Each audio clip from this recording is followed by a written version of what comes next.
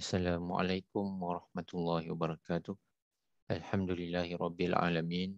Wassalatu wassalamu ala asyrafil anbiya'i wal mursalin wa ala alihi wa sahbihi ajma'in. Allahumma alimna ma yanfa'una wanfa'na bima 'allamtana rabbana zidna ilma.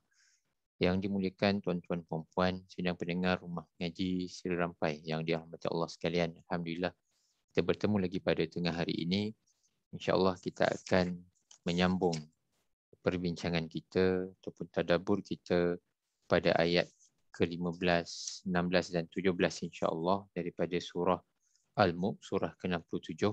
Saya menggunakan kitab Tafsir Al-Munir karangan Profesor Dr. Wahbah Zuhaili. Mudah-mudahan daripada sini kita boleh berkongsi pelbagai ibrah pengajaran daripada ayat-ayat Allah Subhanahu Wa Taala agar menjadi satu pengajaran panduan di dalam kehidupan kita, insya-Allah. Mudah-mudahan kita menjadi seorang yang lebih beriman, lebih tinggi takwanya, lebih baik amalnya, lebih berhati-hati dalam tindakannya dalam kehidupan kita sehari-hari, insya-Allah. Jadi ayat ke-15, tuan-tuan puan-puan, a'udzubillahi minasyaitonirrajim. Huwallazi ja'ala lakumul arda dhalulan famshu fi manakibiha wa kulu min rizqihi wa ilaihin nusyur. Dialah iaitu Allah yang menjadikan bumi bagi kamu mudah digunakan. Maka berjalanlah di merata curug serta makanlah dari rezeki yang dikurniakan Allah dan ingatlah kepada Allah jugalah tempat kembali sesudah dibangkitkan semula. Amintum man fis sama'i an yakhsifa bikumul arda fa iza hiya tamur. Patutkah kamu merasa aman daripada Tuhan yang pusat pemerintahannya di langit itu, menunggang balikkan bumi, menimbuskan kamu, lalu bergegarlah bumi itu dengan serta-merta melenyapkan kamu di bawahnya. Am amintum man fis sama'i an yursila alaikum hasiba fasata'lamuna kaifa nadhir. Atau patutkah kamu merasa aman, tidak takut kepada Allah yang pusat pemerintahannya di langit itu menghantarkan kepada kamu angin ribut yang menghujani kamu dengan batu, maka dengan itu kamu akan mengetahui bagaimana kesan buruk dari amaranku, iaitu amaran Allah Subhanahu Wa Taala. Tuan-tuan puan-puan sidang pendengar rumah ngaji Seri Rampai yang dirahmati Allah sekalian, ayat ke-15 ini di mana Allah Subhanahu Wa Taala menyebut wallazi ja'ala lakumul arda zalula. Dr. Wahbah menghuraikan zalulan di sini, iaitulah wa ja'alaha sahlatan bayyinatan qabilatan lil istiqrari 'alaiha. Bumi yang Allah SWT jadikan ini adalah dalam bentuk yang mudah, yang selesa, yang adaptable untuk kita hidup di atasnya, untuk kita tinggal, untuk kita berbuat perbuatan kita, aktiviti kita sehari-hari di atasnya dengan cara yang mudah. Kalau tuan-tuan perempuan tengok, baik daripada zaman sekarang dengan teknologi yang canggih, maupun kita backtrack pada zaman dahulu, zaman kita katakan primitif atau zaman batu atau zaman paleolitik dan sebagainya, kalau kita backtrack di mana-mana zaman sekalipun manusia mendiami bumi ini, masya-Allah, dengan mudahnya. Sentiasa ada sumber makanannya, sentiasa ada sumber airnya, dan dalam zaman moden ini ada pula sumber elektriknya, hidroelektriknya. Sekarang ni kita bercakap tentang green energy, solar power, bermacam perkara yang Allah SWT jadikan di atas muka bumi ini, dan kita boleh hidup dengan selesa, kita boleh cope dalam apa keadaan sekalipun, cuaca yang macam mana sekalipun, baik musim panas, musim sejuk, di negara khatulistiwa, di negara yang Afrika yang lebih panas, ataupun di negara seperti Finland atau Greenland yang lebih sejuk di atas sana, ataupun negara-negara yang pelbagai di Timur Tengah dan sebagainya. Kita semua mampu hidup, mampu cope, mampu adapt dengan suasana, dan kita buat rumah cara kita, kita buat kita punya tempat tinggal, pakaian bersesuaian dengan keadaannya. Masya Allah, Allah Subhanahu Wa Taala mengurniakan kepada kita bumi yang kita masuk, kita boleh cope, kita sesuai hidup di dalamnya, sebab kita adalah khalifah Allah Subhanahu Wa Taala di atas muka bumi ini. Fasiru dan Allah SWT menyebut famshu fi manakibiha. Dan Dr. Wabah menghuraikan sini, fasiru fi jawanibiha wa aqtariha wa arjaiha. Berjalanlah kita, bermusafirlah kita ke segenap pelusuk, segenap distance, jarak yang dekat maupun yang jauh, dan kita lihat macam mana bentuk muka bumi. Ada yang gurun, padang pasir kalau kita pergi ke negara Arab, ataupun ada yang berbentuk salji seperti mana kita pergi ke negara-negara yang empat musim. Ada yang berbentuk seperti kita khatulistiwa, ada yang lain, ada yang banyak airnya, lautnya. Ada negara yang tak ada laut, ada negara yang tinggi gunung ganangnya, ada negara yang landai muka buminya. Jadi bermacam bentuk muka bumi Allah SWT telah berikan, dan pelbagai cara hidup manusia. Dan kita, apa yang kita perlu buat adalah kita perlu mencari, merasa. Dan Allah sebut di sini wa kulu min rizqihi. Ini satu perkara yang basic, yang biasa kita buat. Kita pergi ke Eropah, kita akan cuba makanan dia. Kita pergi ke negara Arab, kita akan cuba makanan dia.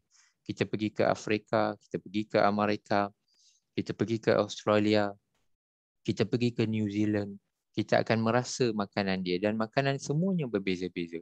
Masya Allah, dengan segala kemeriahan masakan kita, terutamanya orang Melayu Islam di Malaysia ni, dengan meriah dengan segala bentuk makanan. Namun apabila kita pergi ke tempat lain, Masya Allah, bermacam lagi makanan yang kita tak pernah rasa, tak pernah jumpa, bermacam-macam adunan, bermacam-macam kombinasi. Maka kita, Allah SWT meminta kita untuk merasa, untuk kita bersyukur, untuk kita kagumi. Masya Allah, hebatnya. Tentang makanan pun sudah ada pelbagai variety, pelbagai bentuk yang Allah SWT kurniakan dengan akal fikiran, kreativiti manusia yang tinggal di pelbagai tempat. Makanan sahaja pun dah cukup untuk melihat betapa banyak, betapa luas diversity dari sudut itu. Belum lagi kita melihat dari sudut budaya, dari sudut beragama, dari sudut perilaku, dari sudut akhlak, etika masyarakat setempat yang berbeza-beza. Yang kalau di Malaysia kita bersalaman dengan cara berbeza, kalau di Arab bersalaman, berpelukan dengan cara berbeza. Kalau di negara-negara lain pula cara mereka, ada greeting dia, cara mereka untuk berjumpa dan memberi salam ataupun mengucapkan selamat.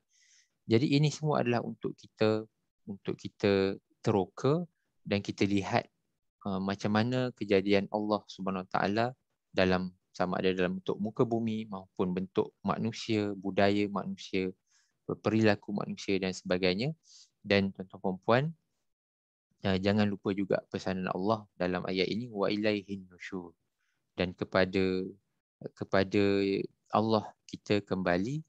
Maka apabila kita pergi berjalan ke merata serata dunia, sekarang ni sempadan pun dah mula dibuka sedikit sebanyak, rentas negeri, dan ada yang dah pergi umrah, mungkin ada yang dah pergi ke negara-negara yang lain untuk bercuti. Maka ramai rakyat Malaysia ni Masya Allah memang suka berjalan.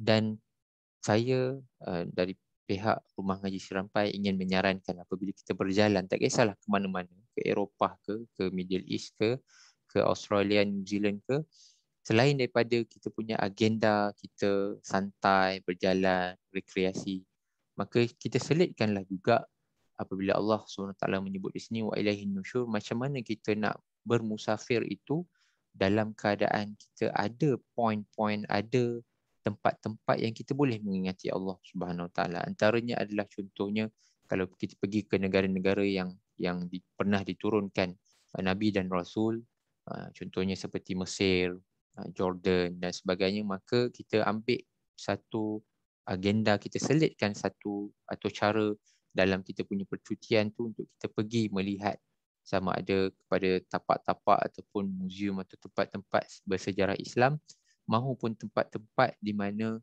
ada kaum-kaum terdahulu yang telah diazab oleh Allah Subhanahu Wa Taala atas dosa mereka, yang mana tinggalan kepada azab itu masih lagi kekal sehingga ke hari ini. Jadi itu adalah antara intipati ataupun cara yang kita perlu ada Jadi apabila kita bermusafir itu, di samping kita melihat keluasan bumi Allah SWT ini, kepelbagaian manusia yang Allah SWT jadikan, kita juga boleh ambil pengajaran bahawa kepada Allah kita akan kembali, kita dapat melihat apa yang berlaku kepada umat-umat terdahulu dan sebagainya. Dr. Wabah menyebut di sini, tuan-tuan perempuan dan pendengar rumah haji serampai yang bertuah sekalian, satu poin lagi tentang perkara ini, iaitulah wa ala anna as-sa'ya wa ittikhadhal asbabi la yunafi tawakkal 'ala Allah.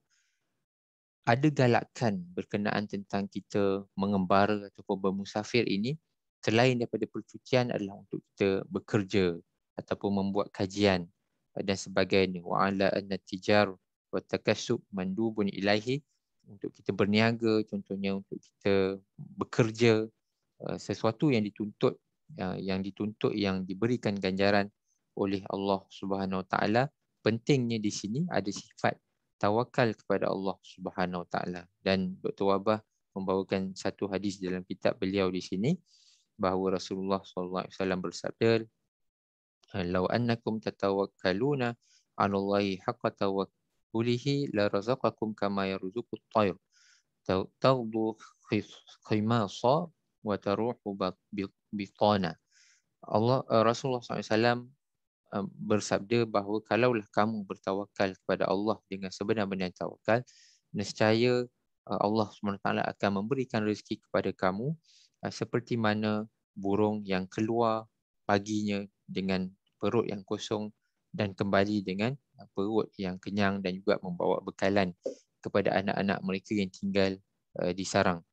Jadi kalau kita bermusafir, ialah kadang-kadang kita selesa duduk di rumah sendiri. Namun kalau kita bermusafir, lebih-lebih lagi untuk tujuan kajian ataupun untuk tujuan kita explore, kita discover apakah bentuk-bentuk kejadian Allah yang tak ada di tempat kita, di negara-negara lain, dan juga tinggalan-tinggalan sejarah contohnya, maka apabila kita bermusafir tu sudah tentulah ada sedikit uncertainty berkenaan tentang kat mana nak makan, kat mana nak tinggal, okey ke tak hotelnya, kat mana nak solat, kat mana kalaulah berlaku demam, sesama dan sebagainya, ke mana hospital, klinik yang nak pergi.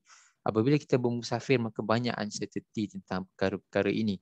Kalau kita duduk sahaja di tempat kita, maka kita dah tahu dah klinik di mana, kedai makan di mana, pasar di mana. Namun apabila bermusafir itu, maka ada sedikit uncertainty, maka Allah SWT mengajar kita kalau kita bermusafir, maka kita perlu plan, kita perlu rancang berapa lama, di mana checkpoint yang kita nak pergi, di mana kita nak mendapatkan bekalan, di mana kita nak berhenti menunaikan hajat, menunaikan solat dan sebagainya. Maka pentingnya di situ tawakal kepada Allah SWT. Kita niat kita bermusafir untuk kita melihat muka bumi Allah, untuk kita mengenali manusia-manusia yang pelbagai, mengenali segala rupa dan juga perilaku dan sebagainya. Maka Dr. Wabah membawakan satu lagi kata-kata Sayyidina Umar. Maaf saya, ini adalah hadis Rasulullah SAW yang diriwayatkan oleh Imam Al-Hakim dan Tirmizi, bahawa Rasulullah SAW berkata bahawa Umar, maaf saya, ini adalah kisah berkenaan tentang Umar, ya, bukan, maaf saya, bukan hadis, bukan dari sabda Nabi SAW, namun diriwayatkan berkenaan tentang Sayyidina Umar. Marra Umar bin Al-Khattab radhiyallahu anhu biqaumin faqala man antum faqalu al-mutawakkilun qala bal antum mutaakkilun innamal mutawakkal rajulun alqa habbahu fi batnil ard. Sayyidina Umar lalu di depan segolongan manusia dan Sayyidina Umar bertanya, siapa kamu? Buat apa di sini? Begitulah lebih kurang. Dan mereka kata, kami ni orang yang bertawakal kepada Allah. Maksudnya dia duduk sahaja dan dia mengharapkan bahawa ada rezeki ataupun kerja yang akan sampai, dan mereka tidaklah bersifat mencarinya. Maka Umar kata, bukan. Orang yang bertawakal itu adalah mereka yang menanamkan benih di dalam tanah dan bertawakal kepada Allah Subhanahu Wa Taala. Maksudnya perlu ada usaha, perlu ada action untuk kita bertawakal, bukan kita berserah bulat-bulat. Maka perlu ada usaha untuk kita cari rezeki, perlu ada usaha untuk kita berniat nak, contohnya nak pergi umrah, nak pergi haji, perlu ada usaha. Kita cari kerja, simpan duit. Kalau kita dah bermusafir nak melihat muka bumi, nak melihat tinggalan-tinggalan sejarah daripada nabi-nabi terdahulu, seperti negara Mesir ataupun Jordan dan sebagainya, ataupun melihat kesan-kesan peninggalan Islam mungkin di Turki, di Spanyol dan sebagainya, maka kita perlu ada usaha, kita perlu bekerja, simpan duit untuk kita dapat pergi dengan keluarga kita untuk kita mengambil ibrah daripada tempat-tempat tersebut. Dan bagaimana banyak sekali perkara-perkara yang boleh kita ambil manfaat daripada situ. Maka pentingnya kita ada usaha dan bertawakal. Kita tak boleh berangan bahawa kita akan sampai ke haji ataupun umrah, ataupun berangan-angan kita akan sampai ke negara-negara Arab ataupun Eropah sebagainya tanpa ada apa-apa usaha. Maka perlulah ada usaha daripada diri kita, dan ini adalah antara ibrah intipati yang Dr. Wahbah highlightkan apabila mentafsirkan ayat ke-15 ini dan 16 dan 17 yang berkaitan dengannya.